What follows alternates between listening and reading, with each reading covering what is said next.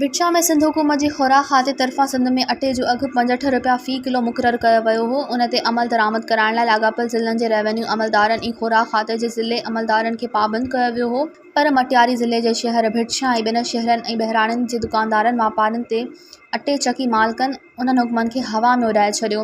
शहरनि ऐं बहिराणनि में अटो 65 रुपयनि बदिरां 110 खां 120 रुपया किलोग्राम जे हिसाब सां खुलियाम विकिरो थियणु लॻो। ग़रीब ऐं सफ़ेद पोश तबिको सख़्तु परेशान आहे। होॾां लाॻापियल ज़िले अमलदार ख़बर नाहे छो इन वापारियुनि चकी मालिकनि ऐं दुकानदारनि ते क़दम खणण लाइ तयार ई न आहिनि। अटे समेत सभिनी आम वापे जी शयुनि जे अघनि जी वाध ख़िलाफ़ शहरी सैयद गदा हुसैन शाह, सैयद हाशिम शाह, हैदर भती ख़ान चांडियो, शाहिद हुसैन मेमण ऐं ॿियनि शहरनि मुतालबो कयो त महांगाई ते कंट्रोल करण लाइ ज़िले मटियारी इंतिज़ामिया पारां सख़्तु क़दम खंया वञनि।